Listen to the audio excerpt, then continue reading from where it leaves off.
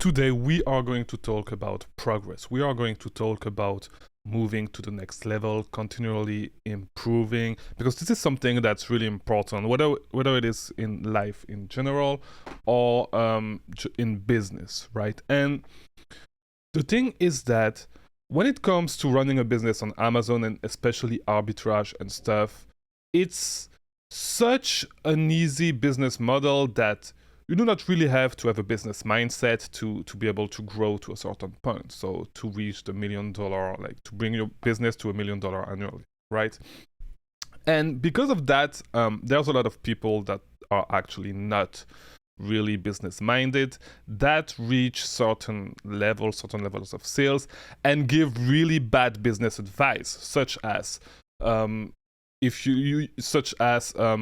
not using a prep center, like not having to use a prep center, telling you that there's no reason to move to a prep center, just wait until you can hire staff and rent your own warehouse, because using a prep center is expensive and like you lose a little bit of money. But in business, there's trade-offs. So of course you can prep everything yourself, but you're going to lose a lot of time. You could spend your time sourcing and stuff. And so this is what we're going to talk about today. Before we start, we have a Discord server for this channel. So if you want to join, if you want to hang out with us, if you have any questions when it comes to Amazon and stuff, click the link below and let's hang out together.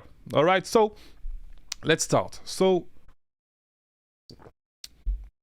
I've seen a lot of stuff, and if you don't know, if you're not on a Discord server, you may know that I finally decided to sign up for a prep center, to actually start working with a prep center. And now that I actually, try to compute the cost and stuff, because my prep center is in a tax-free state. I live in Florida. So for most of my products, if I order them and I ship them here in Florida, I'm going to pay 7% taxes, which is, let's say if I find a product that costs $20, that my cost is $20, I will pay $1.40 in taxes, right?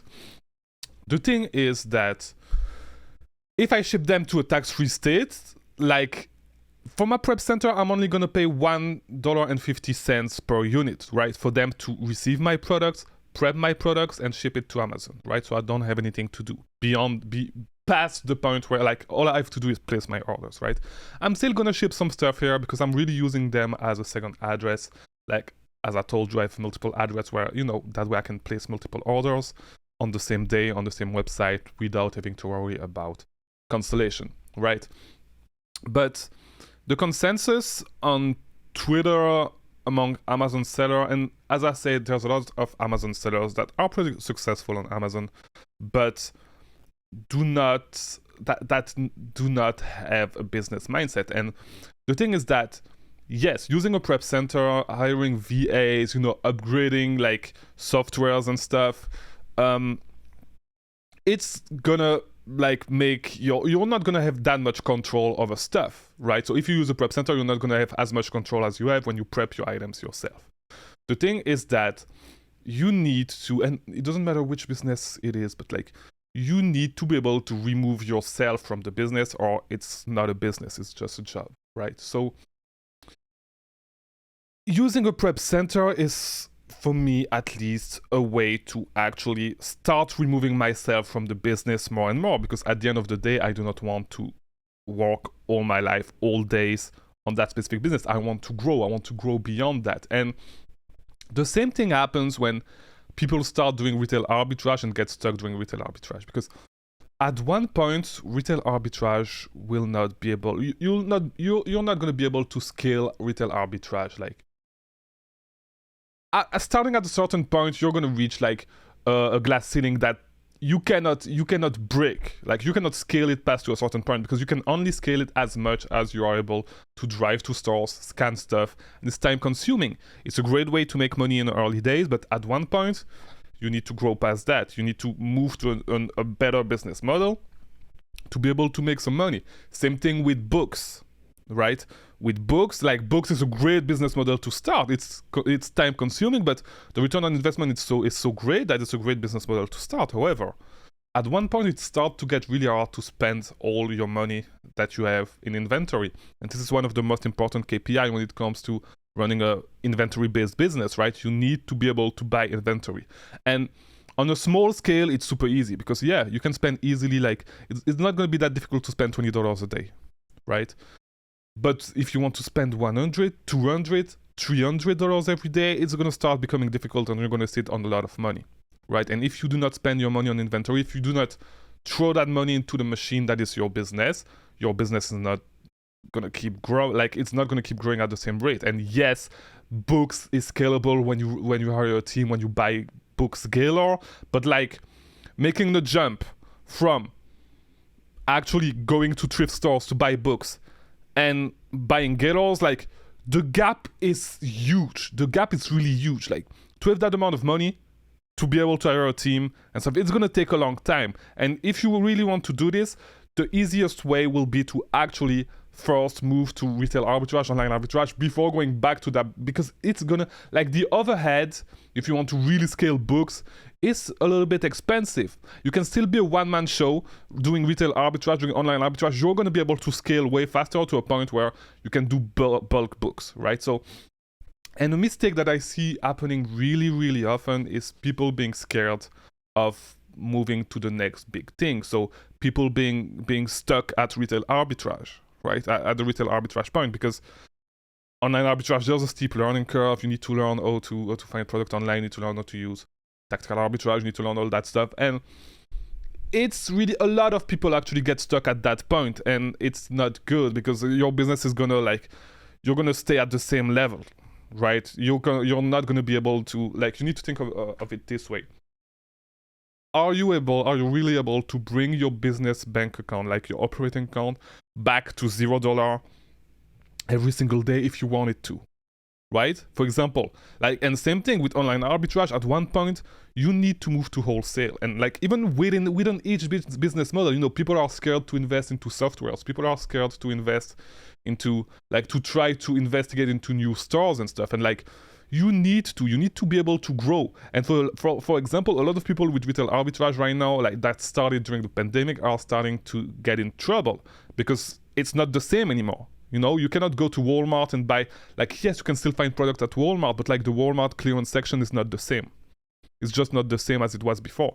And this is why you need to be able to grow. Like, you're not going to be able to do the same thing over and over for the next 30 years, right? Amazon is going to change. Amazon is changing all the time. Suppliers changing all the time. Stores are changing all the time. So you cannot rely on just one thing and expect to do it for the rest of your life. And this is where people start saying, hey, Amazon is saturated. You cannot make any money with Amazon. You can. You need to innovate constantly. You need to reinvent yourself all the time. Today you're doing retail arbitrage. It does not mean that you're going to do this for the rest of your life. Today you're doing online arbitrage, same thing. It doesn't mean that you're going to source the same website over and over for the rest of your time. You need to innovate. You need to find new websites. You need to find new strategies to bring your costs down, to increase your profits. And yesterday, same thing. Yesterday I had to finally upgrade my BQ repricer because I was still at the $25 membership. I did not have the AI repricing rule.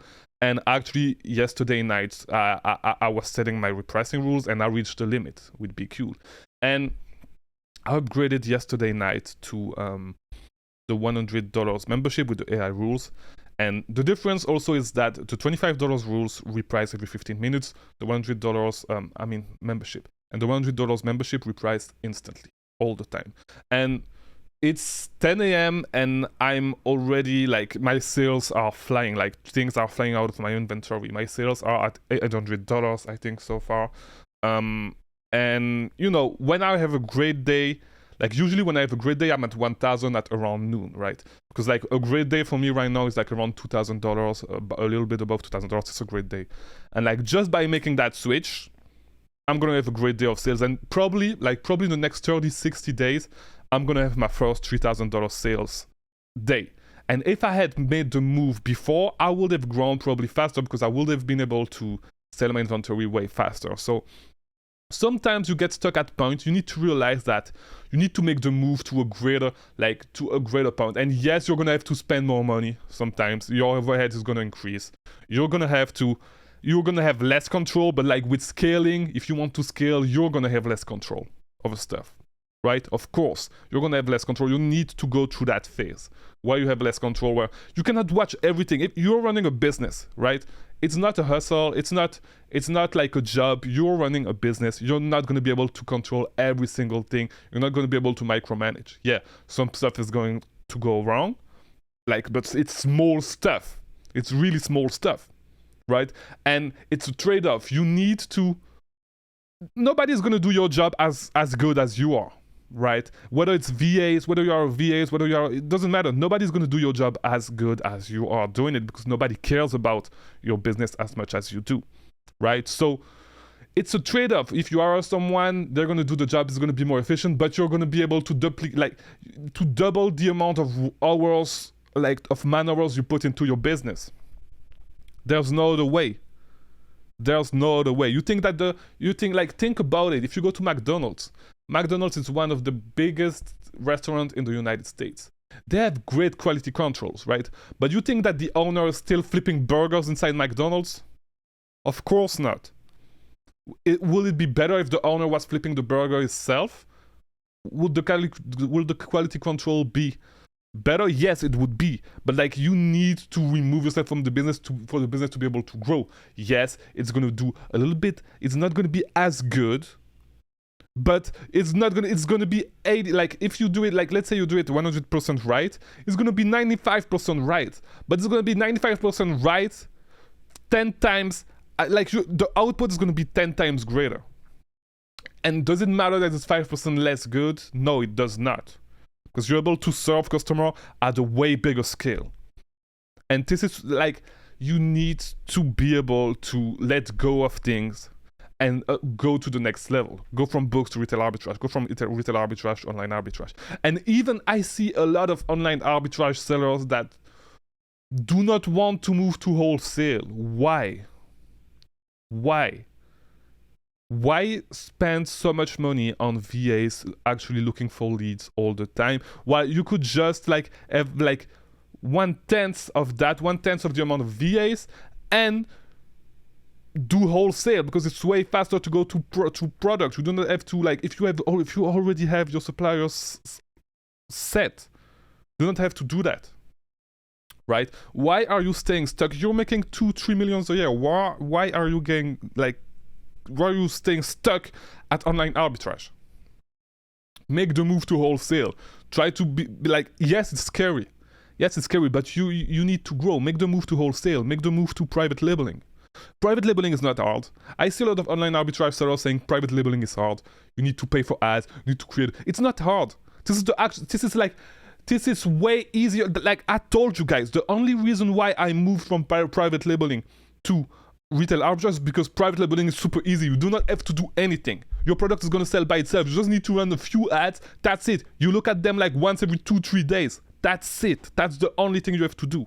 If you have one product. Let's say you have 10 products. It's not that difficult. Make the move. You need to grow your business. Do not get stuck at one point forever. Move your money to a place where you have more leverage. Build a brand that you can exit maybe in the future. You're not going to be able to exit your online arbitrage business. You're going with wholesale, it may be different.